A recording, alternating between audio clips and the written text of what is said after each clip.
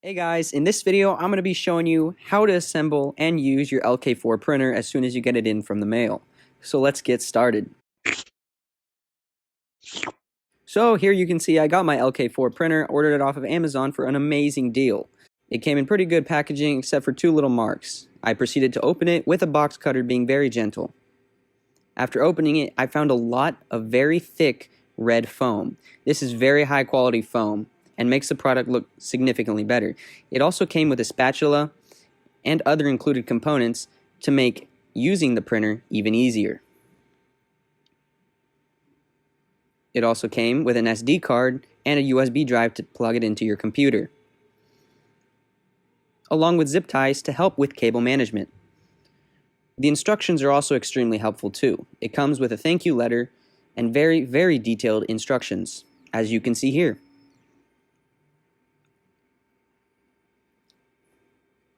Here's the threaded rod, and here's the frame, which is going to hold the top X and Z axis header.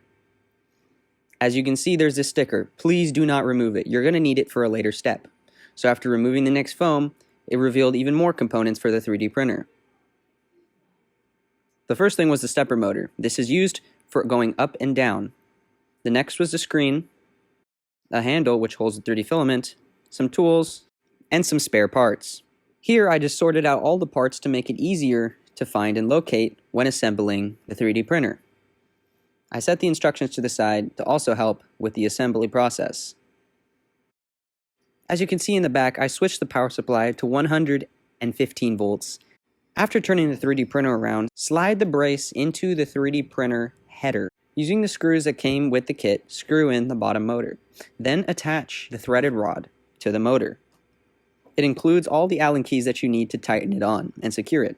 So I loosened it a little bit, screwed it in place, and then made sure to tighten it again when I was done. Now what we're going to do is attach this entire top assembly onto the base of the 3D printer. It was pretty simple. I just had to tilt it up and screw the 4 screws in from the bottom. Next thing we're going to attach is the 3D printer filament holder, which also was a very simple process. It was just inserting the 2 screws and tightening them down. Now we're going to attach the relay switch that came with the kit. We're going to do this in the same place where our sticker was, but in this case, since I took it off, I just applied it to where I felt it needed to go.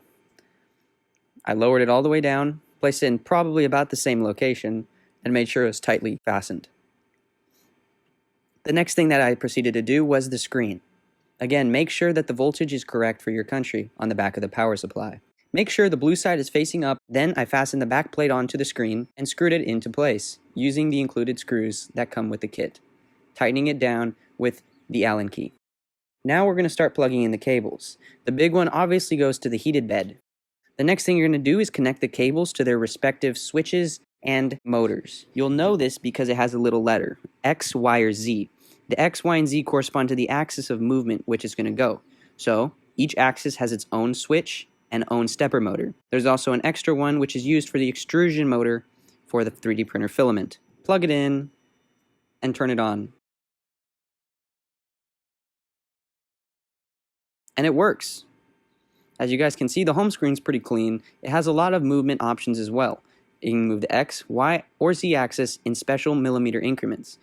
It's also made for bed leveling, as you can see here. It makes it very simple to do so. All I did was slide a piece of paper underneath the assembly and slowly raise it up until the paper was just tugging.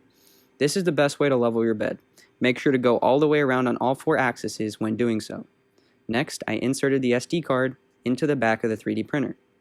Now I grabbed my filament and started putting it through the filament extruder. Squeeze the tabs and insert the filament. Once correct, I raised the head of the extruder, clicked on PLA, and it already started preheating for me. And when it was ready to go, I extruded some filament slowly, and as you can see, some black filament came out. This means that they tested the 3D printer in factory, which means it's going to be more reliable to use. And after extruding some of that black filament, eventually some of my yellow filament came through, and now it was time to print. I 3D printed a Benchy to get an idea of how well the 3D printer could actually print. So here's what it looked like, but sadly, halfway through, I ran out of filament. So I grabbed a new roll of filament, put it into the extruder, and it got right back to work. And once it was all done, it was time to look at the results. After peeling it away and taking off the bottom plate, I examined the quality of the build. The quality was super good. The only problems that I really saw was in the front corner, in the little circles. There seems to be some kind of problem with arching. As you can see, it's also apparent in the doorways of the boat as well. If you look at the top, there's some lines, which is always expected with a 3D printer, so they weren't really that big of a deal to me. All the corners, edges, and slopes seem to also be doing very good. The detail on the wheel and the rear flag post also look very good. It was interesting though, because if you look at the windows, you'll notice that the straight lines of the windows were actually done better than the arches of the doorways, which is interesting to see in a build like this. But either way, it did a great job on printing out the Benchy, and in my opinion, is well worth it for only $170. So I hope you guys enjoyed that tutorial and get yourself one of these amazing printers. Not only does it come with an SD card and already included files and filament, but it's very easy to set up as soon as you get the package. Thanks for watching. I'll see you next time.